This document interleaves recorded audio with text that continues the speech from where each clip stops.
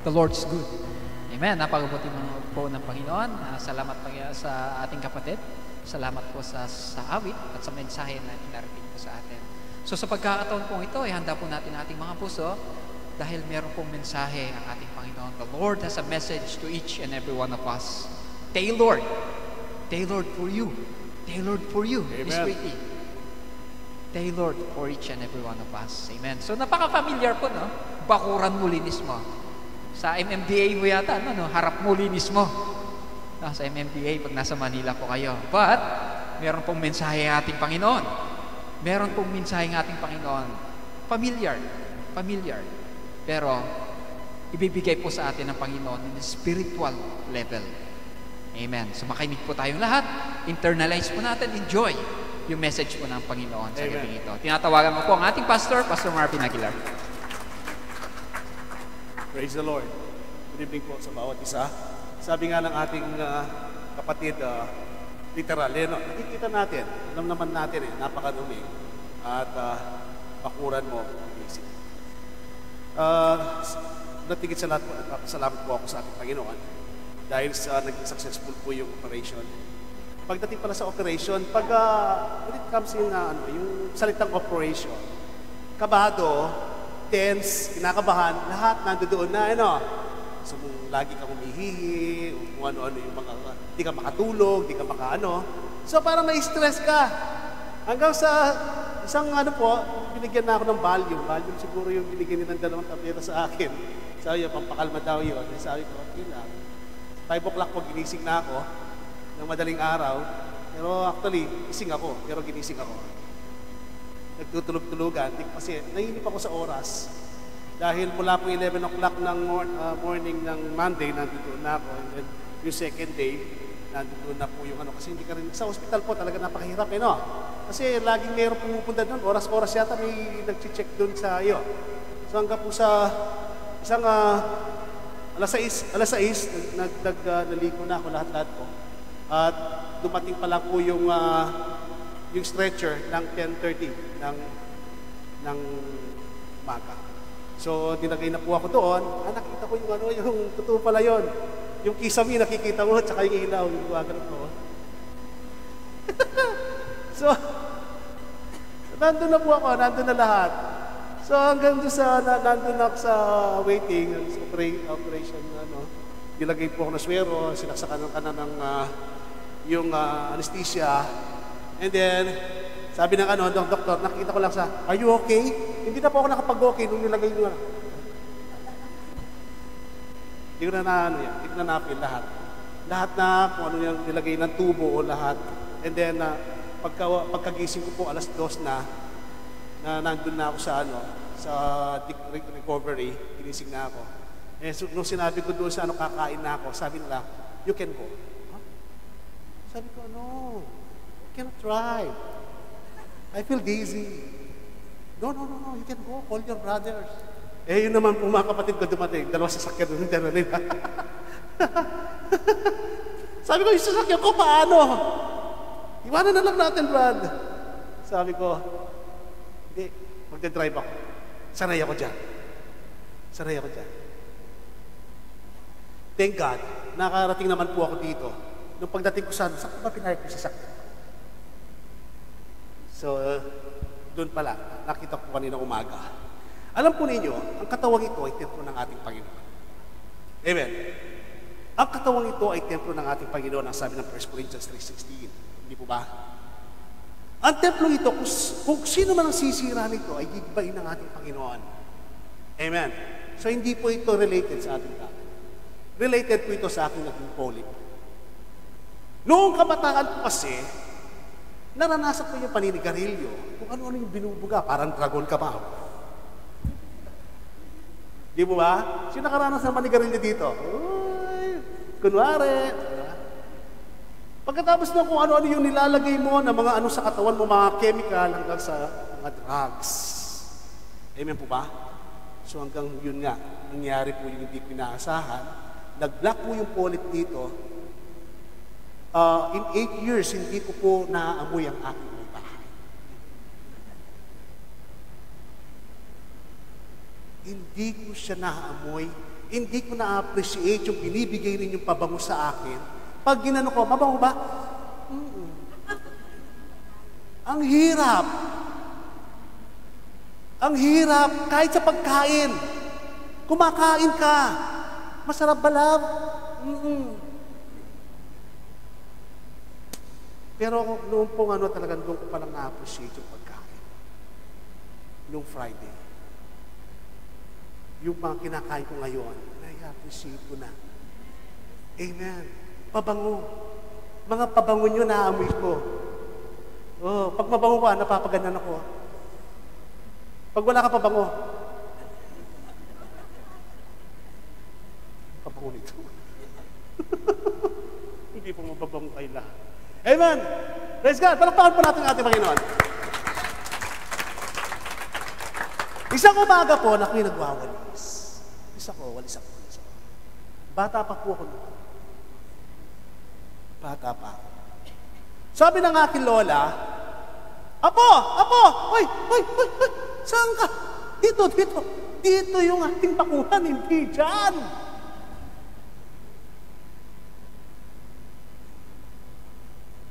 Ay, kasi noon po walang mga ganong bakod yung bakod noon, yung mga halaman lang na kumisan po, kung saan ka nakakalusot, no? Mga bakuran sa mga probinsya, ganon. No? Basta kung ano yung nakita mo, yun sa'yo yun. Si Lola kasi, nakita, tumabi pa sa rilis ng tren. Lola, sabi ko, bakit dyan sa rilis ng tren? Wala tayong magagawa. Gusto daw yung nakikita yung tren, dumadaan doon. So, sabi ng aking Lola, Apo, sabi sa akin, linisin muna natin ang bakuran natin. Bago mo linisin yung iba, yung bakuran. Amen po ba? Nakaka-relate po ba kayo? Amen. Kung minsan po kasi ang tao, ganito ang buhay niya. Marunong siyang mag-ayos sa iba. Kumbaga marunong siya sa lahat ng mga bagay na kung minsan po sa kanyang sarili, hindi niya mai-apply. Naniniwala po ba kayo? Minsan, naglilinis siya ng mga bakuran, ito po ay literal, sinasabi ko. Bakuran mo, minsan po, nakakaligtan mo yung bakuran mo linisin at lililinis mo yung ibang may bakod. Kaya naman, tingnan mo naman na naging resulta po nito, yung drawing ng ating ginawang backdrop ng ating kapatid. Napakakalat no? No? Napakakalat. Kung kayang sa akin kayang bakuran to, ano kayang gagawin? Ano kaya? Siyempre, aayusin mo. Pipinturahan mo, aalisin mo yung mga dyan, kung ano yung may mga plato pa ng pagkain ng aso. Lahat, hindi po ba? Lilinisin niya. Sa literal.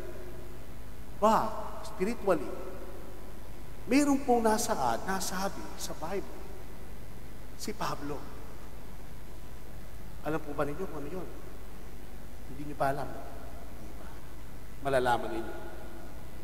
Next slide. Ang sabi po ni Pablo dito nasabi ni Pablo yung emotional, yung nararamdaman niya, yung naisulat niya sa Korinto, kung ano yung nagawa nila, kung ano yung hirap na naranasan nila sa panaong yaon. Ano sabi niya? Kaya nga, ang sabi po niya, hindi kami nanghihimagod. Hindi daw po sila nawawalan ng loob. Nanghihinayang ng loob. Amen po ba? Bagamat ang aming pagkatao labas ay pahina. Amen po ba? Pahina. Yung sa kanilang pagkatao sa labas. But, ngunit ang aming pagkatao loob ay nagbabago araw-araw. Amen. May pagbabago. Yung sa loob, nais nila Pablo, yung sa loob nila ay may pagbabago araw-araw. Di Nililinis nila yung nasa sa loob nila. Inaayahan nila yung iba sa labas. Bagamat ang labas na ito ay hinang-hina. Pero, para sa kanila, yung nasa sa loob ay lumalakas. Lumalakas. Nagbabago ito araw-araw. Amen po ba? Literally, yung Espiritu na dapat po na nandito sa loob natin. Huwag mong ayahan. Dapat ito laging nagbabago, laging malinis, lagi siya nasa sayo. Huwag mong pababayaan ito.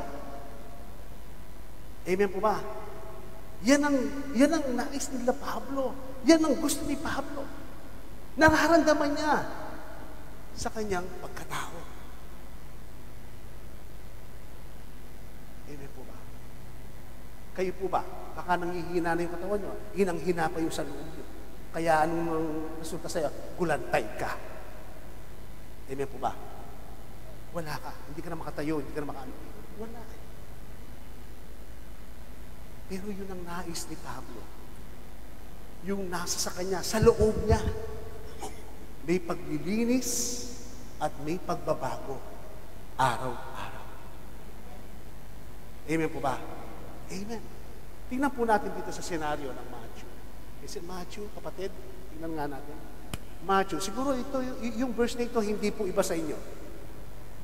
Bakit mo pinapansin ang puwing sa mata ng iyong kapatid, ngunit hindi mo napapansin ang troso?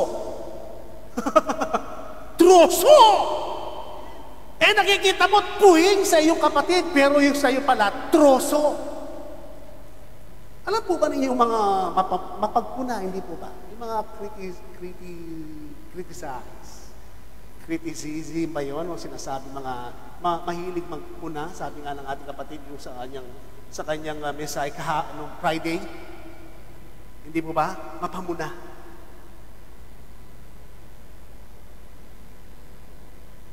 Itong taong ito, napapansin niya yung ibang bakuran. Yung ibang tao. Kaya nga, ang sabi niya, bakit mo pinapansin pinapansin ang buwing ng mata ng iyong kapatid? Sabi po ng ating Panginoon, ngunit hindi mo pinapansin ang troso sa iyong mata.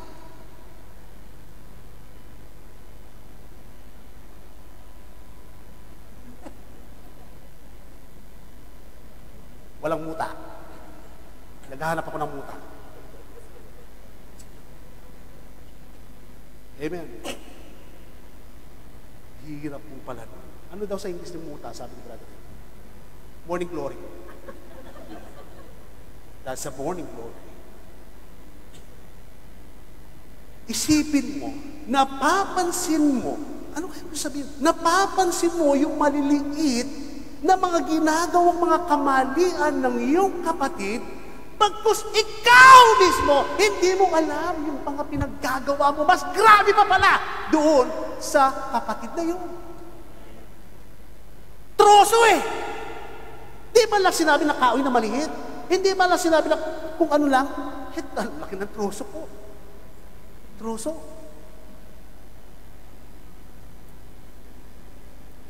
Ako, kahit ako hindi mabuhat ang troso eh. Amen po ba? Sabihin, mas malaki pala yung sa'yo.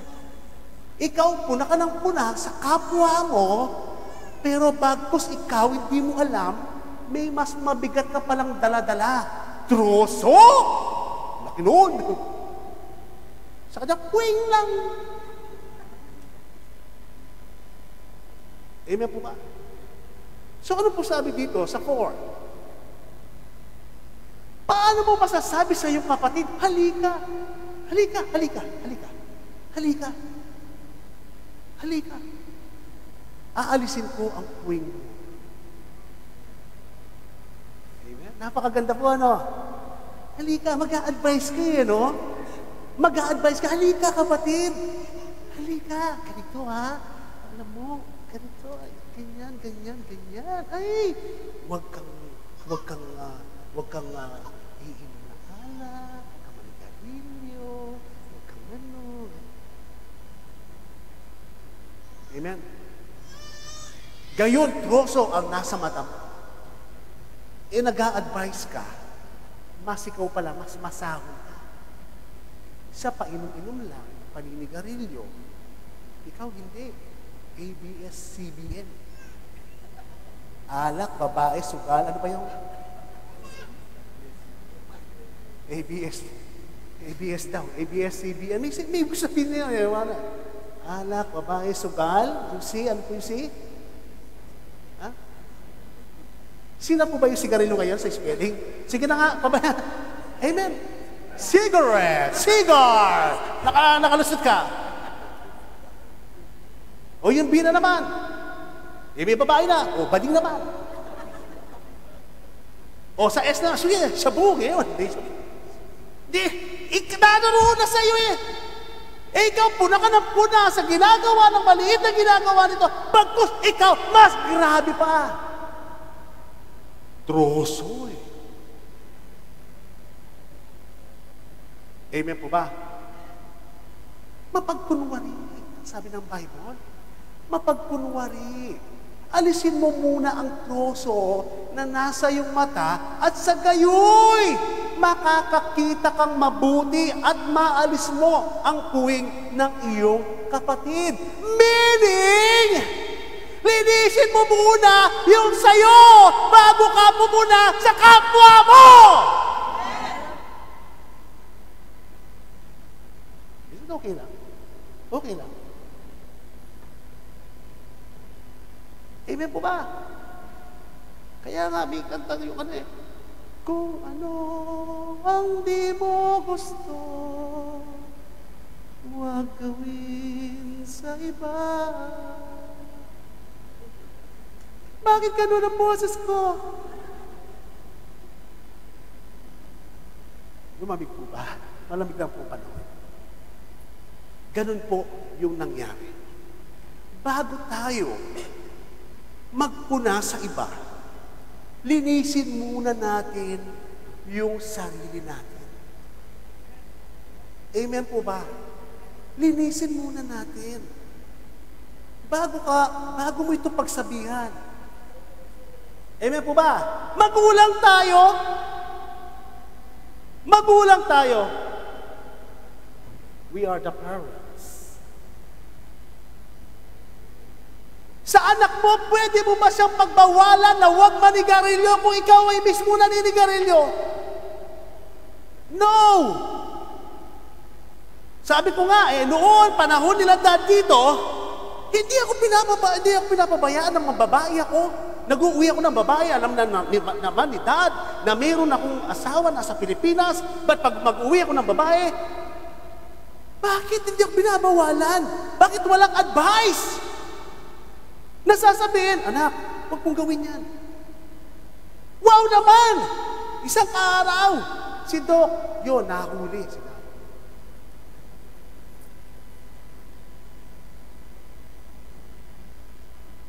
Paano po yun? Napakahirap, hindi po ba? Hindi po ba?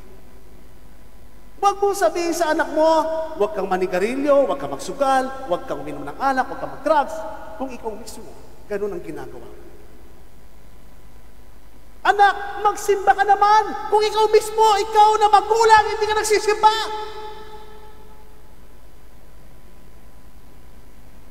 Maging modelo po tayo.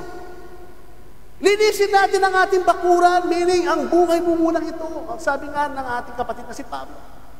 Yung buhay nila pang araw-araw, binabago. Ganon din po ang gawin natin sa buhay natin. Bago natin mai-apply sa iba na mai-advise natin. Amen po ba? Puna ka ng puna, hindi mo alam, ikaw rin pala. Absent ka ng absent sa gawain. Bakit ikaw ba?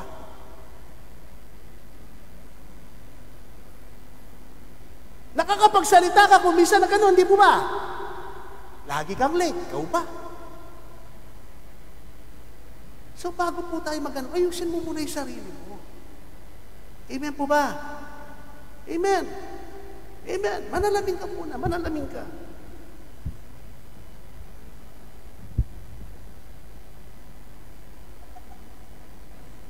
Ngayon wala na po. Lagi ko sinasabi kay Sister Grace yun eh. Sister Grace, marami ba ako ano? Ngayon wala na. Diretso na yan. Wala na sagabal sa buhay. Amen po ba? So, kapag malinis na yan, malinis ka na, wala na silang mayan sa'yo, pwede mo na siyang pwede mo na siyang i-approach. Nay, may muda ka.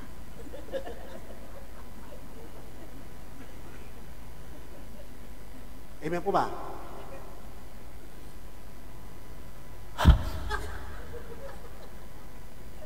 Sis, bago na yun.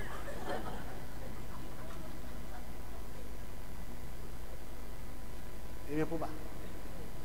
No? Pwede mo, kasi ang bango yan. Sis.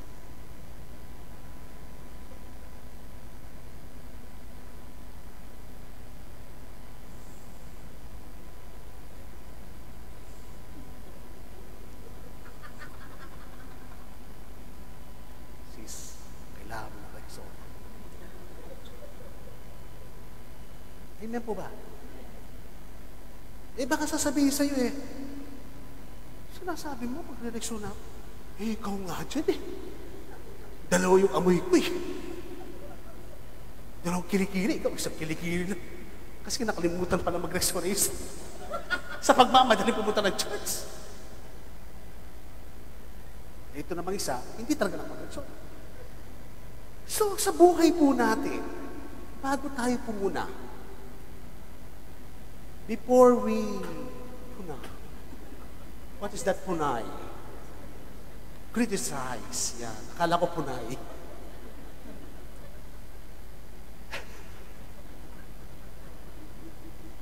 Bago tayo po muna mag-criticize, alamin mo muna po natin yung mga pag-uugali natin kung minsan.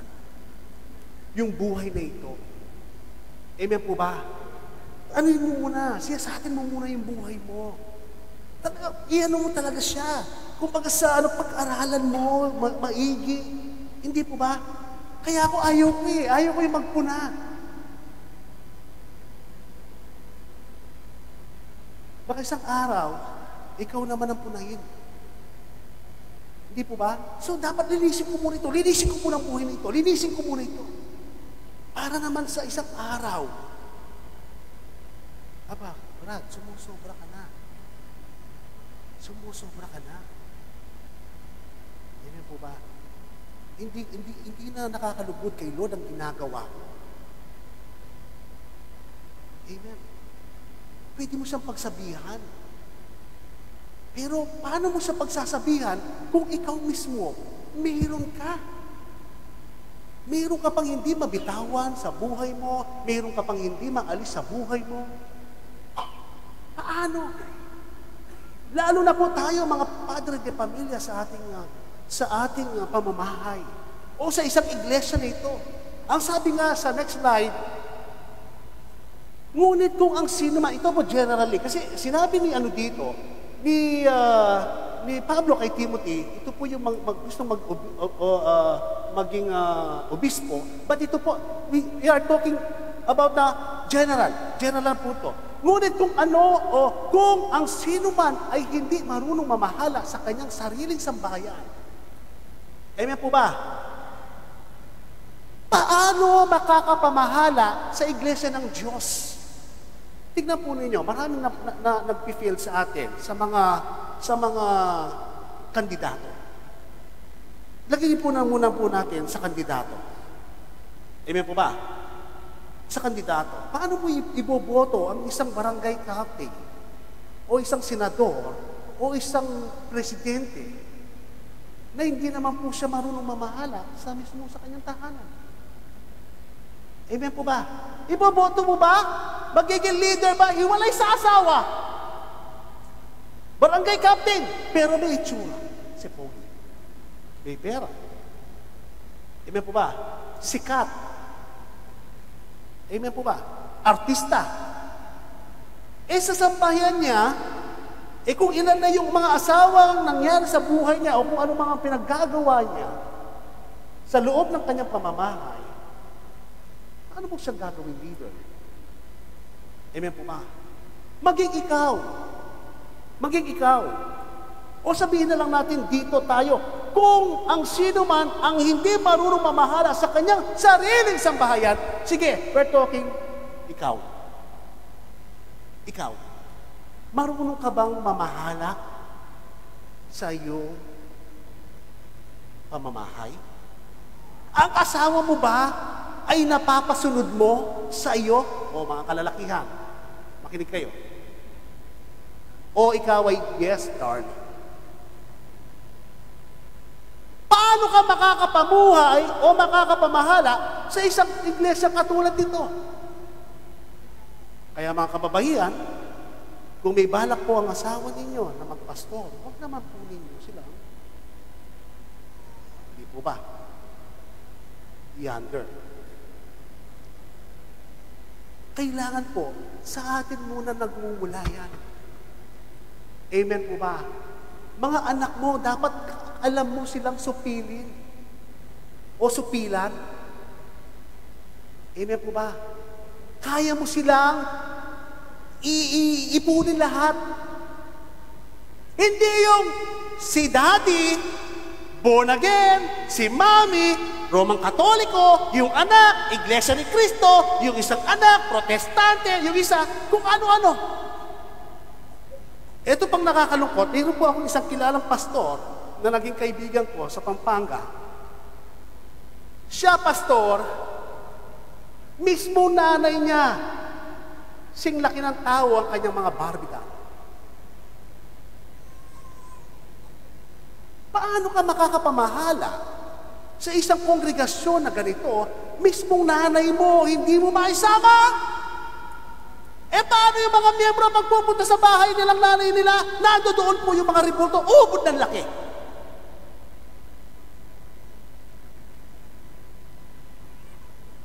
Namamahala sa iglesia yan, pero mismo, ang kanilang mga mahal sa buhay ay hindi po nila kaya na imaisama sa iglesia ng ating Panginoon. Pwede pa po natin silang masabihan na sila ay mga leaders? Hindi po ba?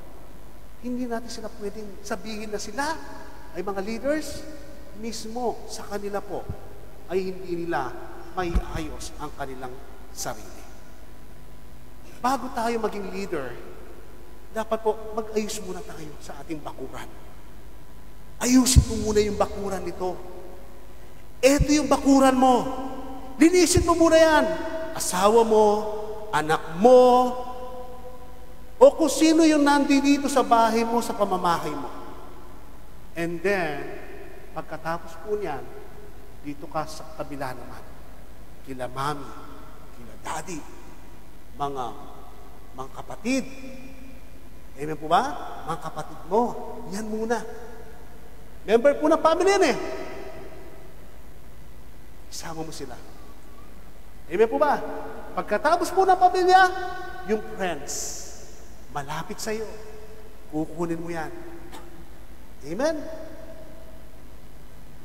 Pagkatapos ng friends, yung mga kakilala na. Yung mga nakakakilala mo lang. O yung mga na-iba-evangelize mo. Dito na kayo. Madali. But, mahirap gawin kung hindi mo ito gagawin. At ito ay magmumula sa iyo muna. Sa buhay mo. Amen po ba? Dahil hindi mo magagawa to kung meron pa silang nakikita na hindi maganda sa buhay mo. Amen po ba? Wala. Walang pagbabago sa kapatid na ito. Wala. Amen po ba? Paano ako sasama? Makita ko muna sa kanila ang pagbabago. Sabi ng isang magulang, makikita ko muna sa kanila ang pagbabago bago ako susunod. Amen po ba? Dapat po, sa atin magmumula yan. Pag nalinis ng bakuran na yan, Jack, pag malinis na, Wala nang kalat. Nakikita nila, aba, wow, ang ganda naman ang bakuran mo. Ang ganda naman. Napakaayos. Napakaayos ng pamumuhay ninyo. Napakaayos ng mga anak mo. Napakaayos. Lahat. Turuan mo nga ako. Sila mismo. Sila na mismo. Sila na mismo ang lalapit sa iyo. Pero, kapag kung ikaw ay pinapabayaan mo ang bakurang ito, sinong maniniwala sa iyo? Meron bang maniniwala sa iyo? Meron bang maniniwala sa iyo? Literally. Kung ang bakuran, sabihin mo, malinis ka sa bahay, tapos yung kubeta mo naglilimahid, yung kusina mo, minsan may ipis, para sa buhay yan. Sa buhay mo, para sa buhay mo. Kapag meron silang nakikita, may karumihan pa yan. Never. Mahihirapan ka. Hindi ka pwedeng magikaya. Amen po ba? Amen po ba? Kaya tingnan mo yung mga malilinis. Di ba? Malinis ang paligid nila. Malinis. Pero meron naman pong pamumuhay na malinis na pamumuhay. Pero, naman po sila? Sa puso, napakaubod naman ng karumihan.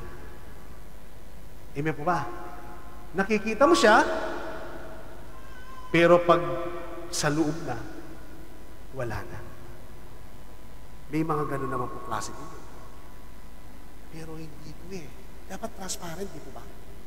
Makikita ka sa labas at sa loob ng mga mananampalataya tulad natin. Tingnan po natin dito. Malapit na po tayo magwakas. Next slide. Ang sabi po dito ni Peter, mga minamahal, ito pong kinakausap ni Pedro dito, mga mananampalataya, mga believer. Kasi tinatawagan niya, minamahal na. Amen mo ba? Amen.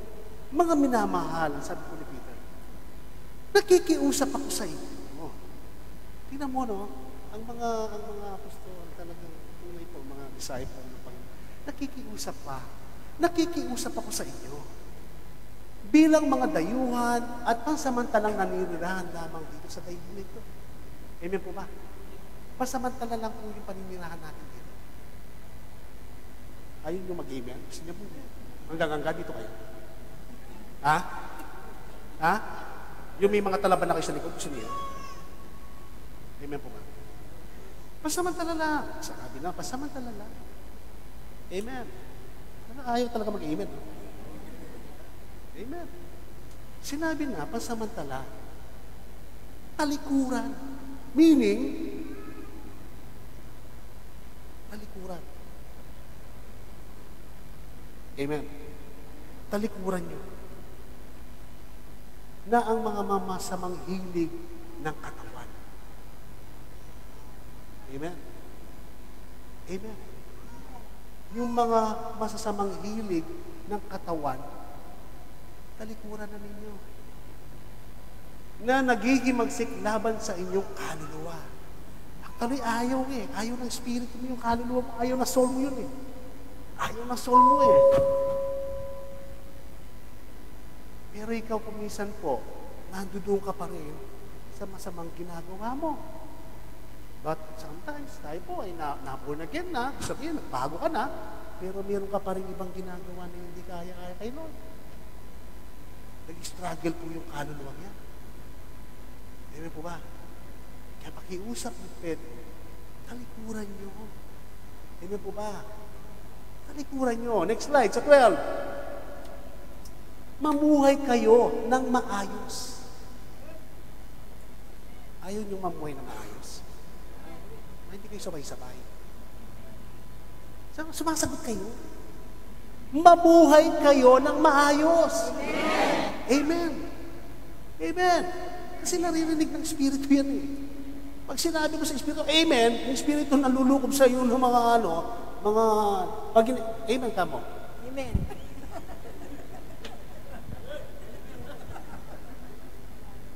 Kaya yung na hindi nag-amen,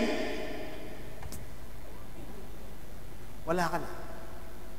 Kaya mamaya paglabas mo dito, wala. Yung narinig mo, wala. Nakalimutan mo, wala. Wala tayong pinag-usapan. Amen po ba? Kaya dapat, amen. Amen. Praise the Lord. Mamuhay kayo ng maayos sa gitna ng mga hintil upang kahit sa pinagparatangan nila kayo ng masama, kapag nakita nila ang inyong mabuting gawa, amen? Pag nakita nila ang inyong mabuting gawa, ay magpupuri sila sa Diyos sa araw ng kanyang paghukom. Amen? Kasi makikita nila yung ginagawa mo, kabutihan. Magagaya nila yan na dati, alam nila, masama ka. Ngayon, ibang-iba ka na. Amen po ba? So sa pamamagitan mo, ang buhay na ito, naalinis mo ang buhay na ito. Jack, susunod at susunod sila sa iyo. Amen. Ano sa English yun? Susunod, and they will follow. Follow. Kasi sunod. And they follow to you. Amen. Praise the Lord. So, talikuran natin ang masamang yan. Gumawa tayo ng mabuti na makita nila sa atin. At sila naman ay makapagpuri sa ating Panginoon. Amen. Kung ikaw, nandito ka, nagpupuri ka lang ganon, ito bang nasa likod mo, gaganon din? Siyempre. Pero kung ikaw, nandito ka,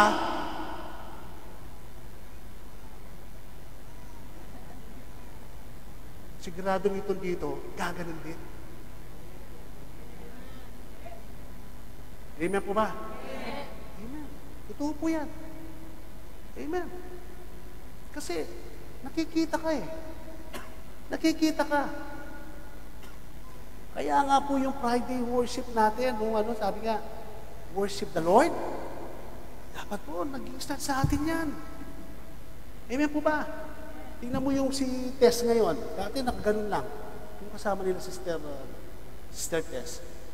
Ngayon nakikita ko na. Gumaganon na. Uy! Nandun po kasi ako. Lagi ako. Isipin mo, nakaganon lang dati nung pagdating dito. Ilang buwan. Meron po lang isang buwan siya? Wala pa. Magtutuma. At least 2 months, may ganon na. Amen po ba? After 3 months, meron ng yan. Meron ng ganon. Aba, sa 6 months siguro, pag ganon na yan. Amen po ba? Ganon lang yan. Kasi, natututunan sa inyo Amen. Kaya dapat may magsabi. Amen po ba? Amen. Praise the Lord. So, sa atin nagmumula yan. Kaya ewan ko yung nakakatabi ni Tess doon Sino yung nando dito banda? Nahaharangan siya ng siguro, nakaganon din yung kaya... Kaya ako kasi nandun ako sa, sabi nga, sumayaw ka. Gaganon lang yun may dalang panyo lagi.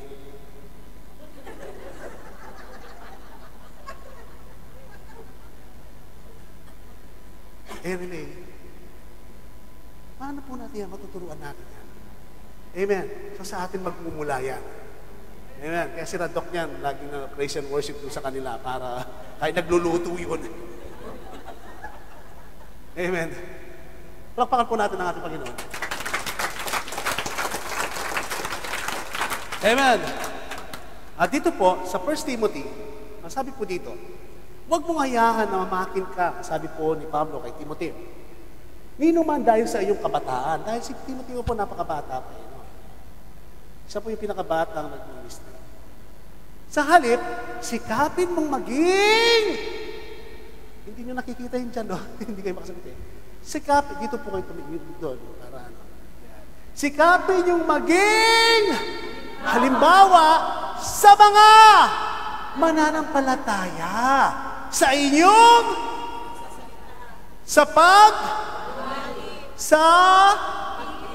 sa at Amen. Yan po daw ang gawin natin. Maging magandang halimbawa tayo. Amen po ba? Napakaganda yan, oh. Amen. Wala na siguro sa inyo yung, kutot-kutot. Amen po ba? So, sa pananalita po natin, dapat medyo naman na, tayo ng konti. Amen po ba?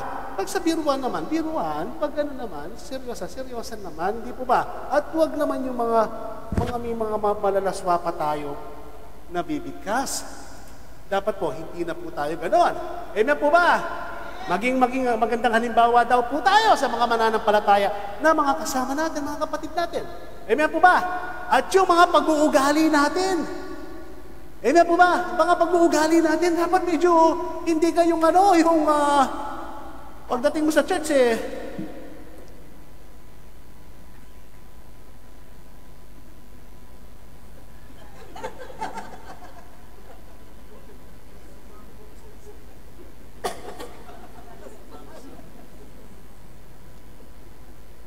nako. Na dati kang masaya, tapos makikita ka. Huwag naman. Hindi po ba? Mga pag-uugali natin, paano tayo nakilala, pakita natin. Amen po ba?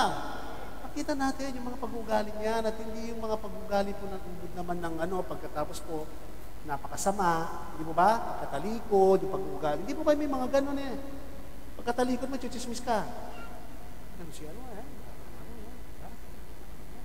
Di ba? Yung pag-usapan ninyo, yung mga pag-uugali niya, sige, pag-pray na lang natin. Pero chuchismis mo muna sa akin. Tapos pag-pray natin. Amen po ba? So, yung may pag-ibig. Yung pag-ibig po yan, yung gagaling dito sa puso. Dapat nakita nila sa atin yan. Amen po ba? May pag-ibig ka sa ating mga kapatid. Amen. Hindi lang po yung pagkalabas natin dito, yung wala ka ng yung pa rin, hindi po ba? Bigay mo yung kamay mo, kumusta ka na kapatid, nakita makita. Parang bang namimiss mo siya, parang ba? Amen po ba? Huwag naman yung pagkukunwari. Yung talaga nagbumula po ito sa puso. Amen po ba? Yung makita nila sa atin, na may pag-ibig tayo sa bawat isa sa kanila. Concern tayo. Amen po ba? Huwag na lang yung pagbabago dito, para yung mga ibang kaugalian ng mga ibang church. Amen po ba? Dapat po hindi. Ano tayo? No? Yung kamayan natin ng bawat isa. Amen. At maging malinis po yung pamumuhay natin. Amen po ba? Mas maganda, mas malinis, mas maayos. Wala silang masabi sa atin. And lastly, ano po sabi dito? Santiago, datapwat, maging, handa po, tagatupad kayo ng alin? Ng salita at huwag lang po kayong tagapakinig lamang. Amen po ba? Kapag narinig niyo ito, gawin po natin. Amen. Huwag lang po yung narinig natin, tapos po, hindi naman natin gagawin. So, nakikinig ka lang. May mga ganun po nakikinig lang sila. Pero kapag sinabi yung salita ng Panginoon, ganito, ganyan, ang sabi ng Panginoon, pero sila, I don't care. Hindi po ba? So, dapat po, taga-sunod tayo. Amen po ba? So, ngayon po, nakuha po ba ninyo yung mensahe? Amen. So, magpupuna pa po ba tayo? Hindi na. Ang gawin po natin, linisin muna natin ang ating buhay.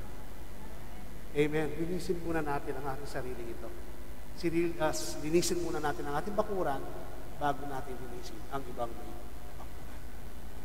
Amen. Praise the Lord. Tayo po lahat ito.